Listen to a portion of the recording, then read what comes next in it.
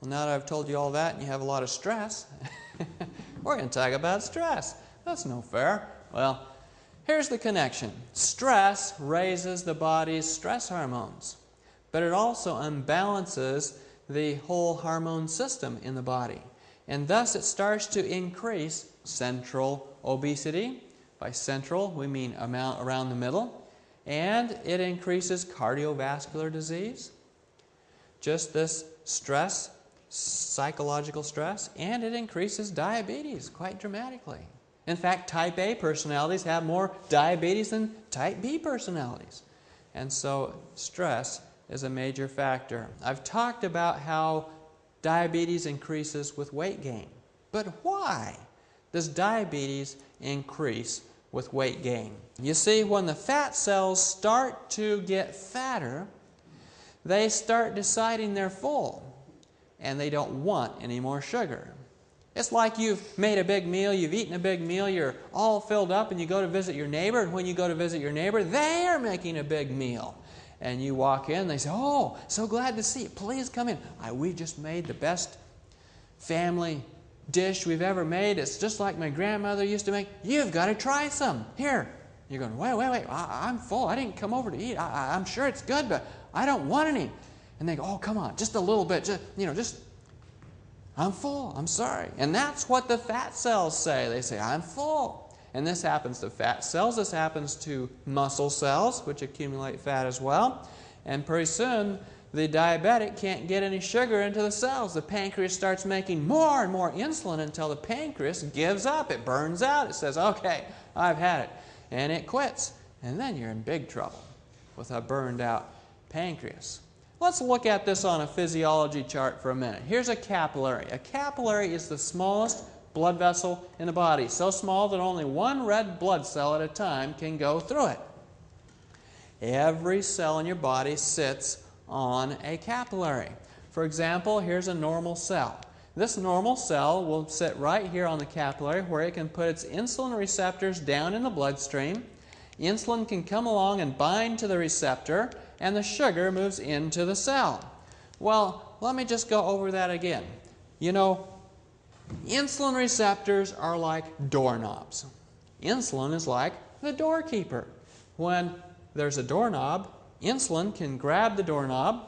When it grabs the doorknob and opens the door, sugar can go through the door and go into the cell. Well, you notice I didn't put all the receptors down in the bloodstream where they could be attacked or opened by the insulin.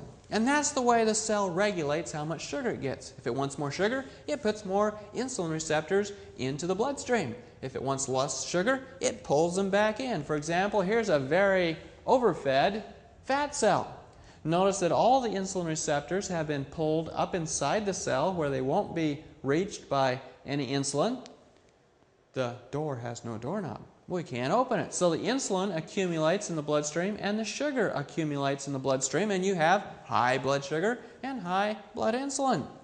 On the other hand, we have a diabetic, let's say, who has this problem, and they start exercising, they start moving, well, when they start exercising, the cell gets hungry. It puts all its receptors down into the bloodstream. Insulin can come and bind to the receptors, and the sugar moves in to the cell. What did I say made the cell hungry? Exercise. That's right. Now let's look at glycemic index. This is an important concept for diabetics to understand. Glycemic means sugar. Index means comparison.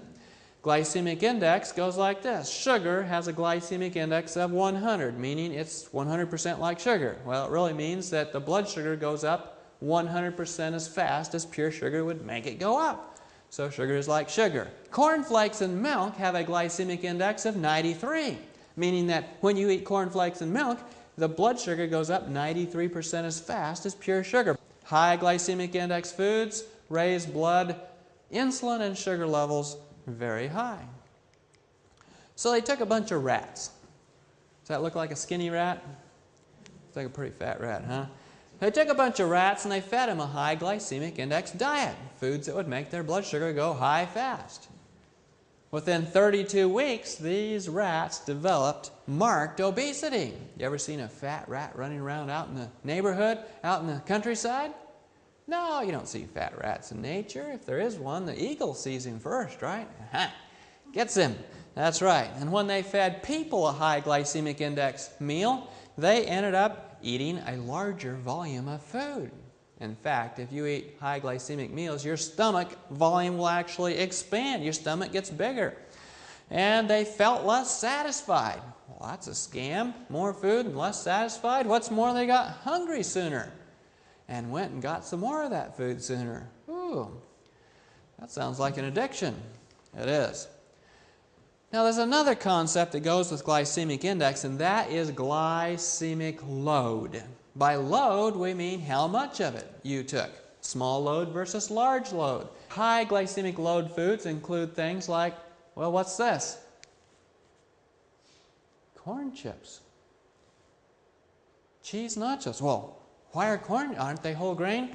Corn chips. You know, I have a video at home on how they make corn chips. They take and grind up the corn, make it into cornmeal, put it in big vats, and boil it and boil it and boil it for more than 24 hours. The longer you cook a food, the higher its glycemic index becomes. And so it's very high glycemic index food. Now, why do we have a hamburger and hot dog here? I thought those were like protein, not high glycemic. Well, if you look here, there's a white bun and there's white potatoes, highly cooked. And so you do have a lot of carbohydrate there, and it's very refined carbohydrate. And so it is a very high glycemic load meal. And we have our colas and our pop, soda, cookies, sweet rolls, white flour, white pasta, white potatoes. And the more you cook white potatoes, the higher the glycemic index. White bread and white rice. On the other hand, in contrast, we have the low glycemic index foods. And these include things like tofu and olives and vegetables, avocados, sprouts, nuts, peas. Here we have beans and fruit and brown rice and bread and oatmeal. I thought diabetics couldn't eat fruit. Well, fruit, if eaten fresh, whole, without being processed, has lots of vitamins and minerals and phytochemicals that are very helpful. Plus, it has a lot of fiber. And the fiber slows the rate at which sugar enters the system. Now, I'm not suggesting that diabetics become fruitarians, but on the other hand, fruit isn't something you necessarily have to avoid. In fact, it's an important part of a healthy diet. What are the consequences of high blood sugar? Well, if your blood sugar goes up, your triglycerides go up. Wait. I thought triglycerides were like fat. And sugar is like carbohydrate. How come carbohydrate makes my fats go up? Well, your body, believe it or not, does not have a little box anywhere to store sugar cubes. It has no way of storing sugar. And so in order to store the sugar, it needs to make it into a form that is storable. And so it makes it into fats, triglycerides. Proteins are glycated. Oh, what's that mean? Glycated means sugar-coated.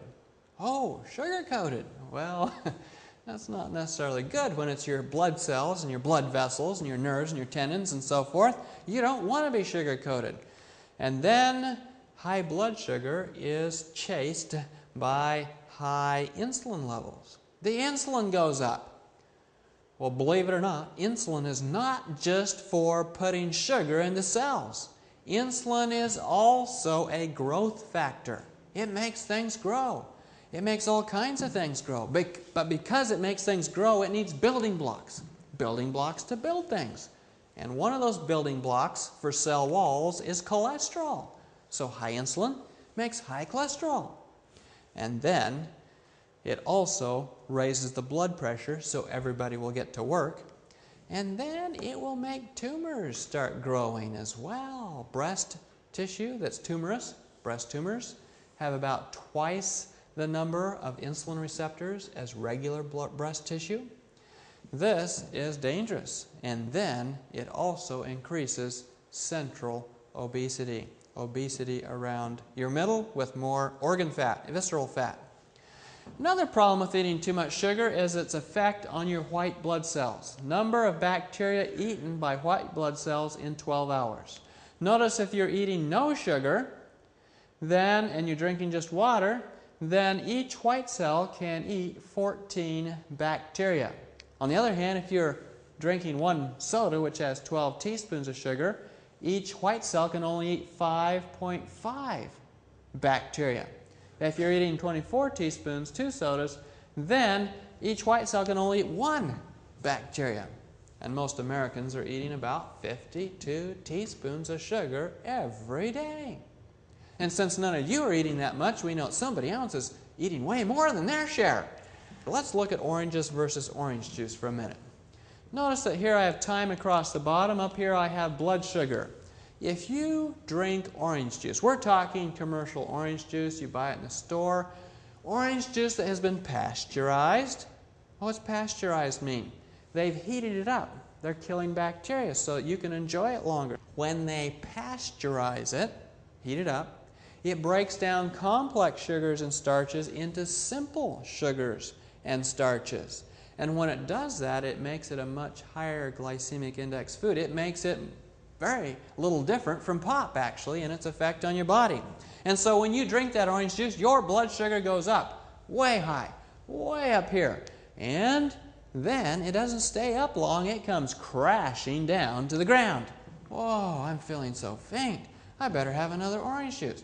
And so people drink another orange juice, get another spike of blood sugar, and then another fall into the basement. On the other hand, when they eat an orange instead of the orange juice, you can see that the blood sugar comes up more slowly. And it stays up a lot longer. And then it does not come crashing down like it did when you drank the juice.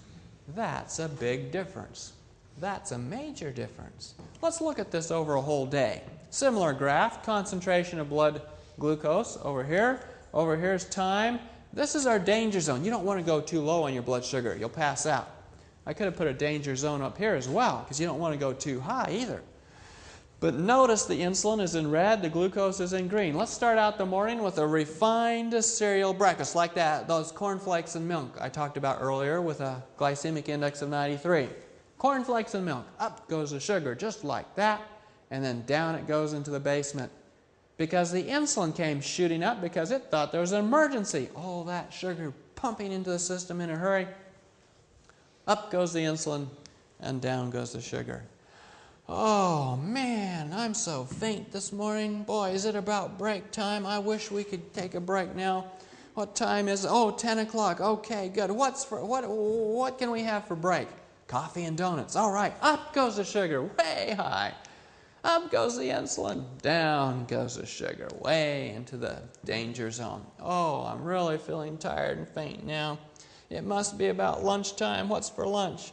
Oh, high protein lunch, but it's like a hot dog and a the bun is just refined carbohydrate, so the sugar doesn't go up so high, but the insulin comes up and down goes the sugar because it's not very well sustained. You can chase this thing all day long, and most people do. So what do they tell diabetics? Just eat many little meals all day long, and pretty soon all these peaks will start to coalesce because it's just going to be a sawtooth of all these little meals. Well, does that work? Well, it sort of works because, yes, you do get all the peaks to sit together, but there's something you need to understand about your stomach. Your stomach is very similar to a washing machine. A washing machine? Yes. How so? Well, when you go and put clothes into a washing machine, thump, shut the lid, thump, oh, forgot the soap, thump, thump, turn the dial, push it, it starts to fill with water, you're happy it's going to be done in about an hour, and so you head up. Home comes Junior, home from football practice. He's got to have his jersey tomorrow. He takes all his clothes off, he comes to the washing machine, he throws his dirty clothes in there, and it's in the rinse cycle. Oh no, Junior, you can't do that. Start over again. Open the lid, thunk. Put in some soap, whoosh. Close the lid, thunk. Start all over again. Shh, don't you ever do that again, Junior. You got to wait till it's through. And that is exactly what your stomach does every time you add more food to it before it was through with its cycle. They've done numerous studies on pills. They want to see how long it takes the pill to get out of the stomach. And in these studies, they'll give a person a few pills before breakfast. If the person eats breakfast, eats a mid-morning snack, eats lunch, eats a mid-afternoon snack, and eats supper, and then they look in the stomach, there will still be pills there from breakfast and some breakfast, because they've just been jamming the machinery all day long. What's more, if you eat 3 meals a day instead of 2, your risk of cancer goes up by 70%. If you eat 4 meals a day instead of 3, it goes up by 90%. And each additional snack time during the day raises the risk of colon cancer another 60%. So this is a very dangerous way to fix diabetes. On the other hand, we're going to change the scenario. We're going to start the day off with a whole grain, unrefined breakfast. Oh, like that oatmeal that we showed in that chart earlier. Oatmeal. And so we start off the day. The scenario's changed. Now, just like the orange, instead of the orange juice, the blood sugar comes up slowly, and then it goes down slowly. The insulin comes up slowly, and then it goes down slowly. But we know somewhere in here we're going to eat lunch, and so we have a fresh vegetable lunch, and up goes the sugar slowly, and up goes the insulin slowly, and down comes the sugar slowly. That is the cure, one of the parts of the cure for diabetes. Changing the type of food we eat and how often we eat. Do you know that sugar clogs the system, but sugar is what the cells like to run on? Really? Yeah. That's their favorite food. Then why is it such a problem? If it goes too high, it tends to start sticking to things. For example, here's a blood vessel. I've chopped it on end so you can see down the inside of it. If you take that blood vessel and you add some sugar to it, I've made that blue for illustration, then the sugar starts to coat the inside of the blood vessel. As it coats the inside of the blood vessel, it gets thicker and thicker, more sugar and more coating until you have a thick wall of sugar. Well, that's no good. If I have a thick wall of sugar there, I'm going to be in trouble. You sure are. And here's a blood cell. And I'm looking down a blood vessel here. Notice that the sugar, I've put in blue again, is coating the outside of the cell. We call this hemoglobin A1C. This is a test we use in the hospital, hemoglobin A1C, to see how much sugar you have stuck to your proteins.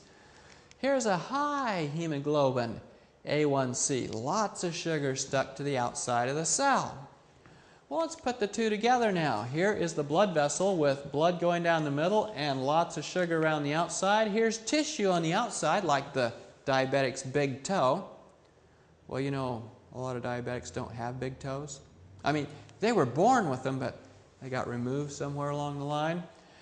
Well, we'll come back to that. Here is the blood vessel wall. Here's the sugar coating. Here is the hemoglobin A1C. We've got a problem. We can't get nutrition out here to the tissue. We can't get oxygen out here to the tissue. We can't get waste products from the tissue back into the bloodstream.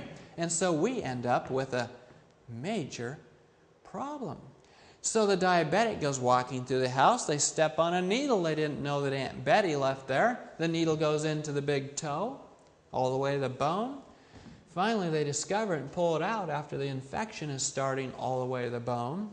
But because they have this sugar coating inside the blood vessel and this sugar coating on the cells, they can't get white cells out there to clean up the infection. They can't get oxygen out there to help the body fight the infection. They end up with an infected toe that can't stop. And so we end up taking off those toes. Hemoglobin A1C is our way of measuring this problem. It predicts the risk of heart disease, death from heart attack, all kinds of mortality for people with or without diabetes. It indicates the average blood sugar over the last 3 months. And if it goes up to 7, we use that as another indication of diabetes. Well, some people have wondered how big a difference this makes. Well, if you have a 1% increase in hemoglobin A1C, glycated hemoglobin, then you have a 40% increase in mortality from heart disease. Your risk of dying goes up dramatically with an increase in this hemoglobin A1C. What about non-diabetics? Some of you are sitting here and saying, boy, I'm so glad I'm not a diabetic.